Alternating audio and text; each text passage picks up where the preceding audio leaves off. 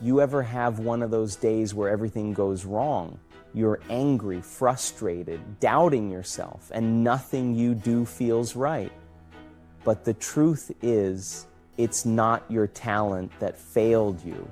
It's your state of mind. Because when you control your state, you control your world. The question is, will you master your emotions before they master you? I remember angry, pissed off, negative, unresourceful state. You can't do anything well. You've had one of those days, for instance, where everything you're doing, you're like, I can't believe I said that. I can't believe I did that. I'm such a fool, right? You had that day, we've all had that day. Next day, similar situation. You're like, wow, that was me. I did a really great job, right? You were perfect. So one day you're brilliant. Next day, same situation, you're brutal. That's not talent, that's not ability, that's the state that you're in. Okay, so the key to success is not just to have your vision, but to be able to manage the way you feel in the moment. Springtime has arrived, the long night has passed, and opportunity is here. Spring always comes. Just hang in there when the night is long, hang in there when it's dark, hang in there when you can't figure it out, and your spring will surely come. I believe anything is possible. I live in the world of possibility. And I also believe that we can accomplish anything with our two hands and just putting in the work with our two hands. Take advantage of the spring. Just because spring comes, there's no sign you're going to look good in the harvest. You must do something with it. You must seize that moment. It is true that the dark time doesn't last forever, but here's what you've got to also understand. Spring doesn't last forever. In space language, we call it a window of opportunity. When they get ready to blast off, the rockets headed for the moon, whatever, there's a certain period of time. That's the time you've got to go. If you don't go, then you've got to wait for another whole cycle to turn. The number one thing that keeps people from succeeding, it's the number one thing that keeps people where they are. It's the number one thing that keeps people broke, is that they end up going through their life accepting what they're dealt up, doing what they're told, and they end up at 50, 60 years old wondering what the FK happened. Well, I'm going to tell you what happened. You talked yourself out of going after what you were supposed to go after. You talked yourself out of your purpose. You talked yourself out of the idea that success is cause and effect, not magic luck or magic fairy dust. That's what happened, and that's the number one thing that keeps people from succeeding. It's the what-if story that they tell themselves over and over and over again as to why they can't move forward, and other people can, why if they do the work, it still isn't going to work out. Success is easy, guys. It's easy. It's making a plan and executing the plan every day. It's that easy. It's that easy. I'm asking you to take advantage of it. Tell the story. Pass out the literature. Make the calls. Conduct the meetings. See the people. Grab and seize this opportunity like you've never seized anything in your life before to make something remarkable of it. Take advantage. Don't be lazy, especially in the spring. Don't be distracted, especially in the spring. And right now where we are, it's more challenging than ever before. But unfortunately, we don't get an education on what is it we need to do to develop a level of self-awareness and inner strength and mental resolve, so when things happen in life, and they're going to happen, we can deal with it. We need to be reminded every day when you've been marginalized, when you've been dismissed, when your sense of self has been destroyed, when systems have been put together to deny you access for years. You've been hitting your head up against the wall again and again and again and again. After a while, you become conditioned and you believe where you are. You believe that that's it. You were born into that conversation that becomes your reality. In order to get out of that and create a new reality for yourself, you gotta be hungry. That's why I wrote the book. You gotta be hungry. I had this mindset. I know I'm different because I never ever accepted that I was supposed to be poor. Even though I was living in poverty, we were poor, but I didn't know it. But I saw when Mama took me on Miami Beach, I saw how those people were living over there.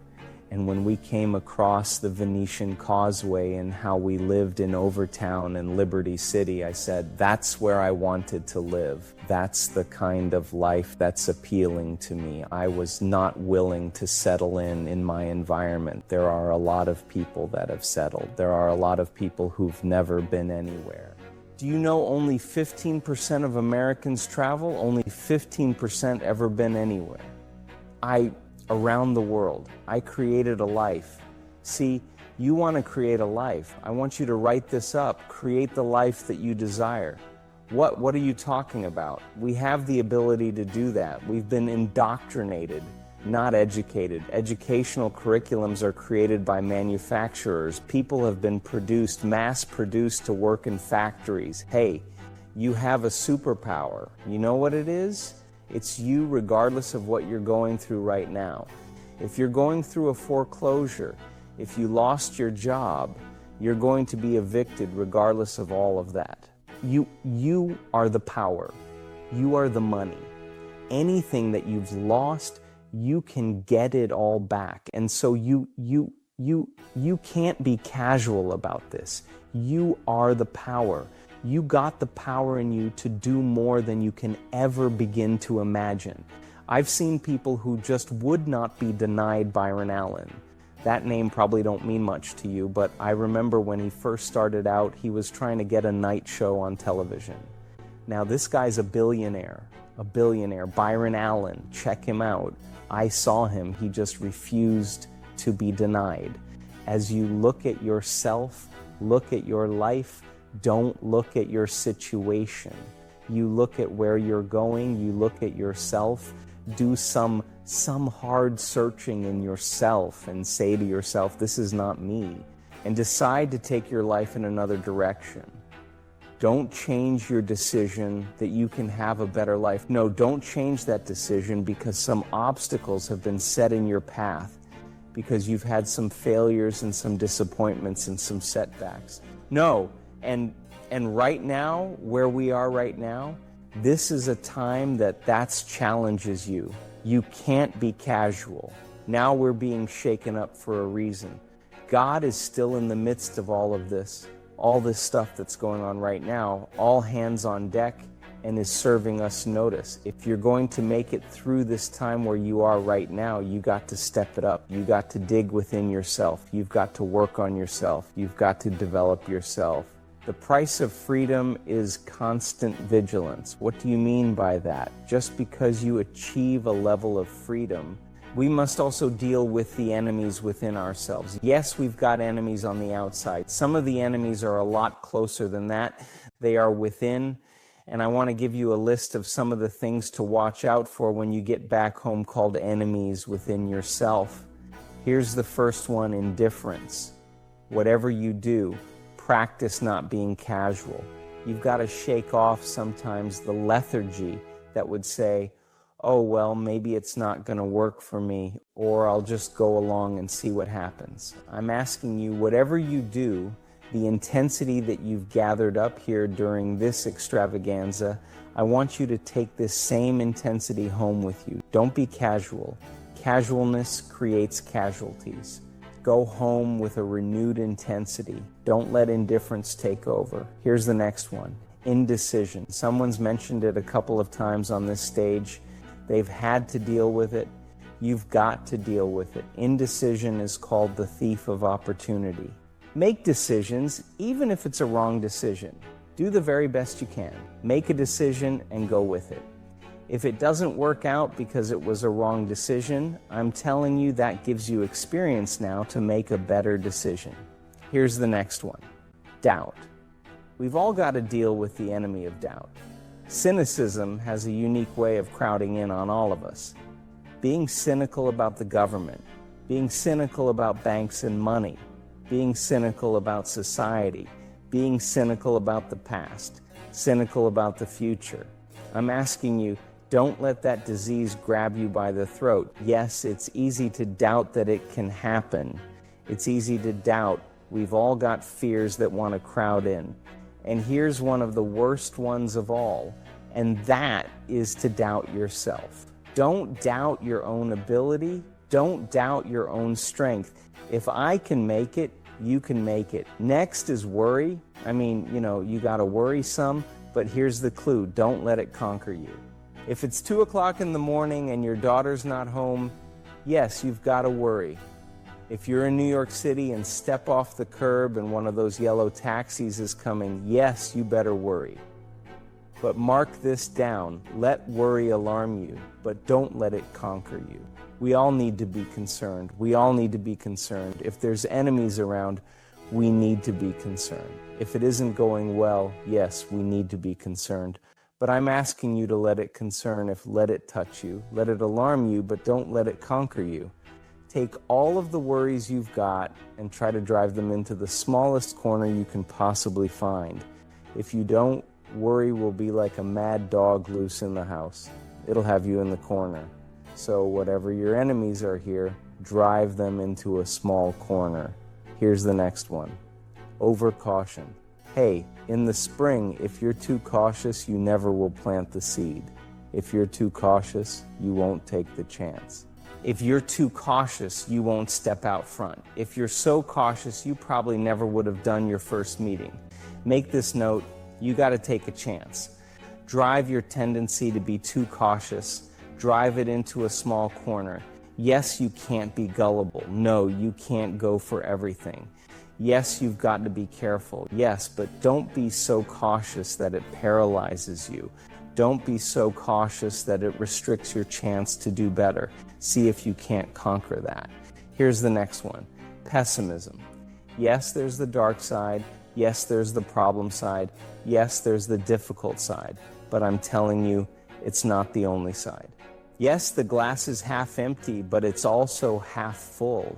Yes, there's the dark side, but there's the light side. Yes, the night comes, but so does the day.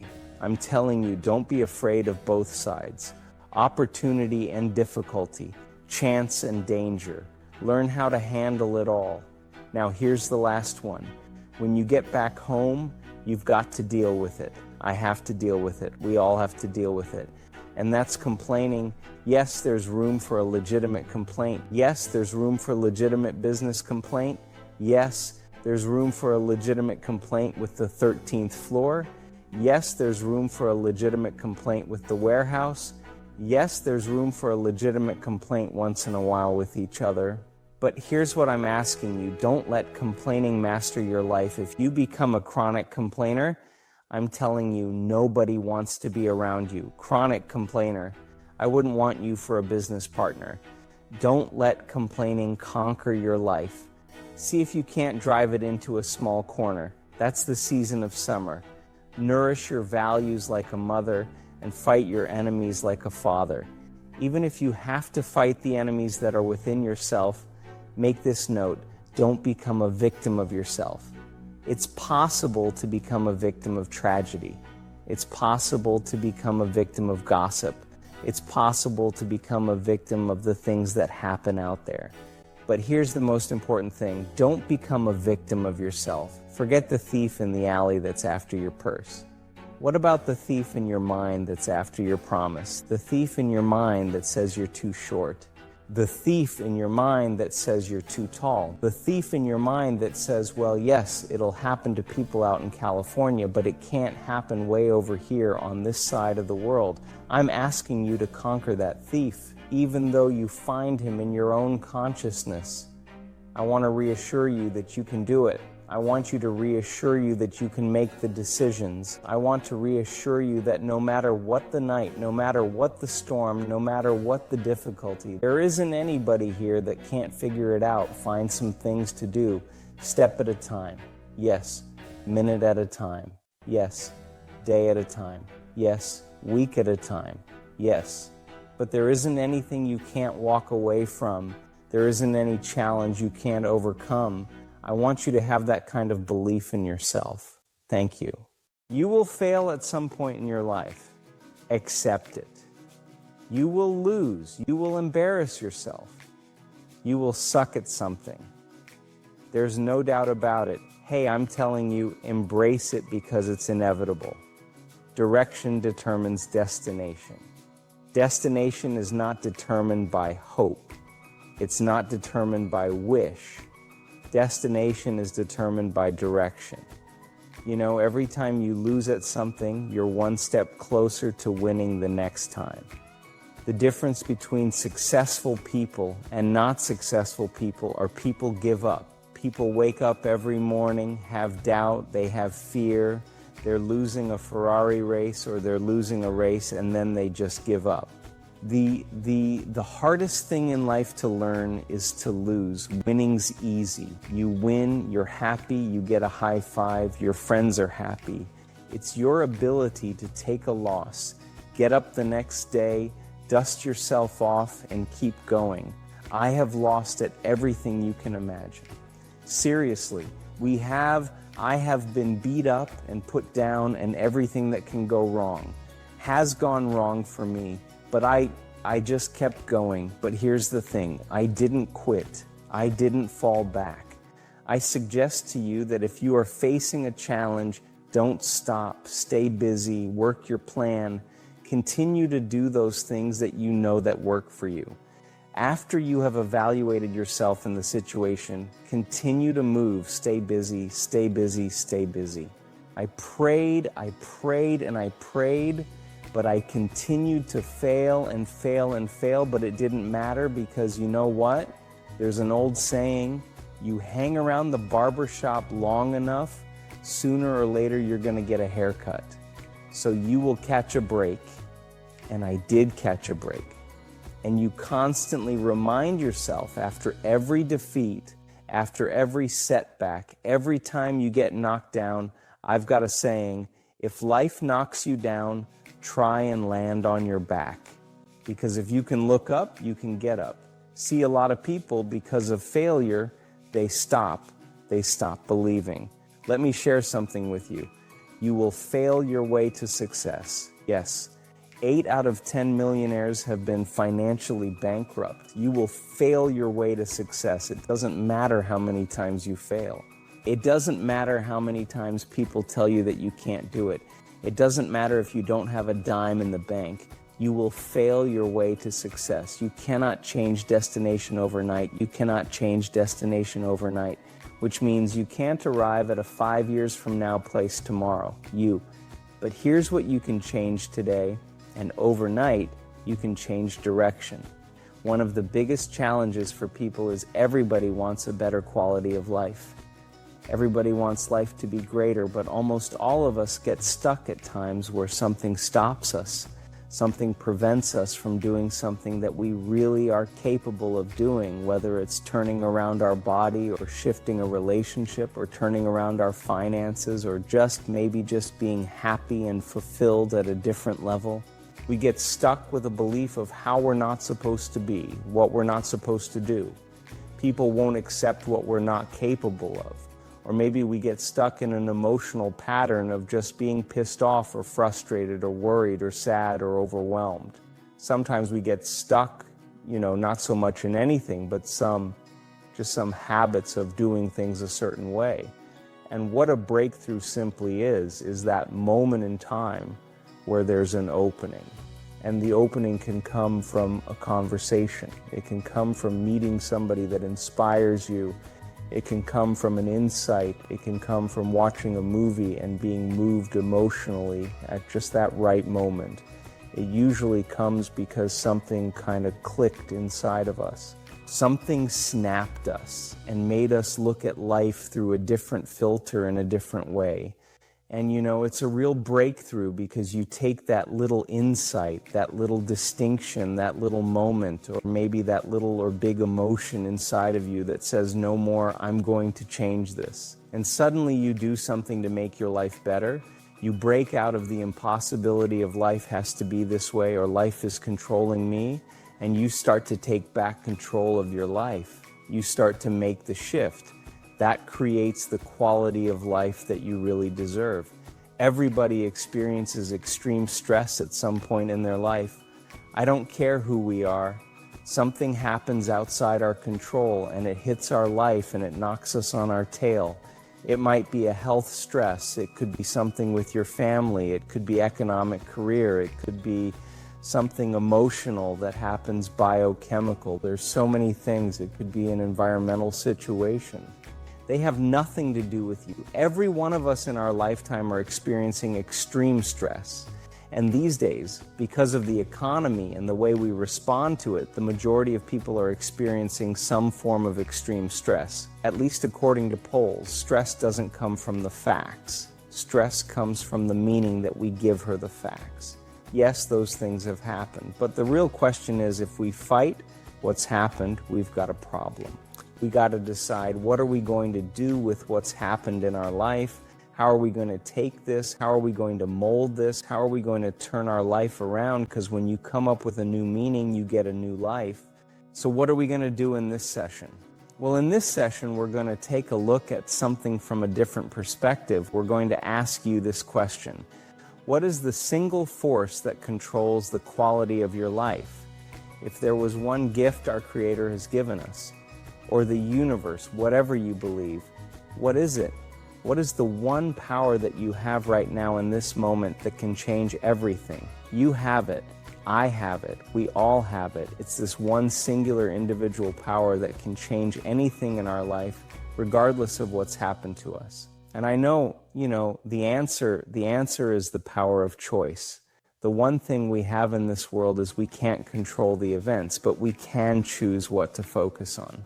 We can choose what things mean, and we can choose what to do. Those three choices, those three decisions really control our life. It's not so much the conditions of our life that control our destiny as much as the decisions of our life. Try for a second to think about something. Think about your life. And just think about, are there a few decisions? If I were to ask you 2 decisions you've made in your life, that if you would have made a different decision, you would add a totally different life. But you won't be able to do it when you're telling yourself the sky is falling and it's over. When you see it worse than it is, you'll just give up.